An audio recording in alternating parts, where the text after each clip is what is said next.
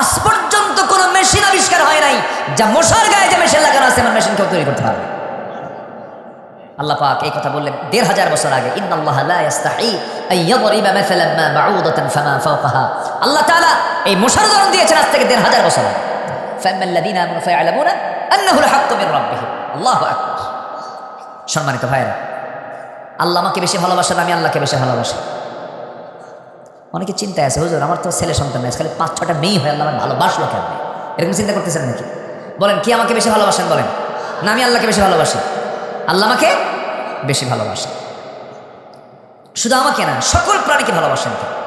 একটা পাখি সেই সাইপ্রাস থাকে, সাইবেরিয়ান দ্বীপপুঞ্জ কোথায়, বিশাল শীত, শুধু তাপমাত্রা তো নাই, -15-20 পর্যন্ত মাইনাসে চলে আসে, কোনো মানে সেখানে তাপই নাই। ওই এলাকার মানুষগুলো না হয় বসবাস করার জন্য বিভিন্ন মাধ্যম খুঁজে বের করে, কিন্তু একটা পাখি অসহায় পাখি, সে বাঁচবে কেমনে? এই পাখিটা বাঁচার উপায় কি? বসে যাবেন নাকি? কোনো প্রস্তুতি নেই, বসে। তো এই পাখিটা বাঁচবে কেমনে? ওর তো ব্লাড জমাট হয়ে সে তো মারা যাবে। আল্লাহ বলে দেন, এই পরিযায়ী পাখি, অতিথি পাখি, তুমি এই দেশে আর থাইকো না, তোমাকে বাংলাদেশ পাঠায় দিলাম। কেউ তো সুবহানাল্লাহ বললেন না?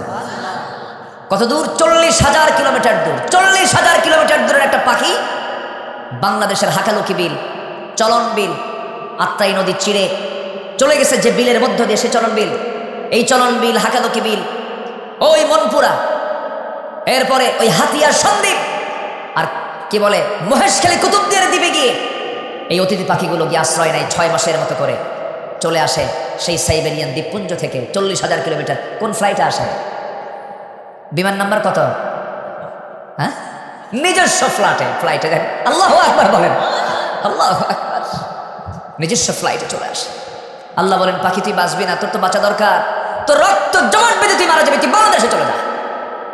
সুবহানাল্লাহ বলেন। আজকের বিজ্ঞান বলছে বার্ডস হেডিং গন্তব্যে পৌঁছাতে শুধু সূর্যের অবস্থান, তারকা চিহ্ন, স্থলভাগের দৃষ্টান্তই নয়, এই পরিযায়ী পাখির চোখের রেটিনায় মহান রব্বুল আলামিন ক্রিপ্টোক্রম নামে এক আশ্চর্য প্রোটিন দিয়েছেন, যার সাহায্যে পৃথিবীর চৌম্বক ক্ষেত্র পর্যন্ত তারা শনাক্ত করতে পারে। সুবহানাল্লাহ। জিপিআরএস ট্র্যাকিং লাগানো, তার চোখে আল্লাহ পাক এই প্রোটিন দিয়েছেন, সে প্রোটিন খুঁজে খুঁজে চলে আসে বাংলাদেশে, ওই লাইন দিয়ে ধরে ধরে আবার সে তার বাসায় ফিরে যায় ৬ মাস পরে। কার খেলা বলেন? কার লীলা খেলা? কার লীলা খেলা?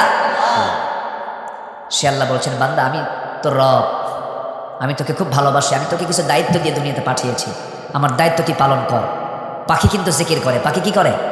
জিকির করে। ওই যে আসে পাখা বেয়ে বেয়ে আসতেছে, সে সময় কি করে আল্লাহ পাক তাও বলছেন।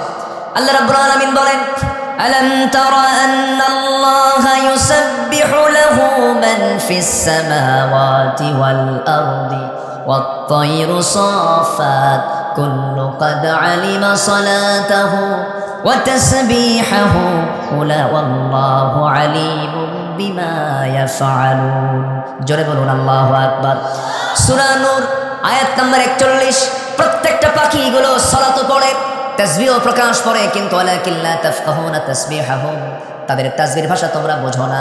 প্রত্যেক প্রাণী আল্লাহর শুকরিয়া আদায় করতে কোনো চুল পরিমাণ কৃপণতা করো না, কিন্তু বান্দার মধ্যে সবচেয়ে বড় সমস্যা, বান্দা নামাজে যায় না। মসজিদ সুন্দর কিন্তু মুসল্লি নাই। হ্যাঁ, আমি কি ভুল বলতেছি? এই যে আমি যে মসজিদে আজকে নামাজ পড়লাম, ঈশার নামাজ, উনি ইমাম ছিলেন, নামাজ পড়িয়েছেন, আমি মুসল্লি ছিলাম। এখানে এসে আমি ঈশার নামাজ পড়লাম কি মনোহরপুর পশ্চিম পাড়া মসজিদে। সবচেয়ে কম মুসল্লি আমাদের মসজিদগুলোতে কোন ওয়াক্তে পাওয়া যায় বলেন? বলেন তো, বলেন বলেন, কোন ওয়াক্তে? ফজর। অথচ সবচেয়ে ফজিলতের নামাজ কোনটা বলেন? দিন শুরু হয় কোন নামাজ দিয়ে বলেন? ফজর। তাহলে দিন শুরু ফজর দিয়া, ফজিলতের নামাজ ফজর। সবচেয়ে কম মুসল্লি ফজরে। ফজরে মুসল্লি খুঁজে পাওয়া যায় না। মাঝে মাঝে ৫-৬টা বুড়া যায়। যখন বুড়া চাচাকে বলা হয়, চাচা আপনি আসছেন, আপনি তো মাযুর, আপনার তো নামাজ না, মসজিদে না আসলেও চলে। বাবা বুড়ি মরে গেছে, বুড়ি থাকলে আমি আসতাম।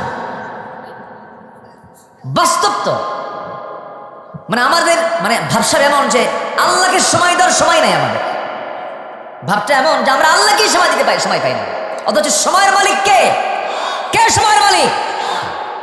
আল্লাহ সবচেয়ে বেশি রেগে যান যখন বান্দা নামাজ না পড়ে। এই জন্য প্রত্যেক গার্ডিয়ানের উচিত সবচেয়ে বেশি রেগে যাওয়া হলো যদি সন্তান নামাজ না পড়ে। তুই আমার অধীনে থাকবি, আমি তোর বাবা, আমি তোর মা,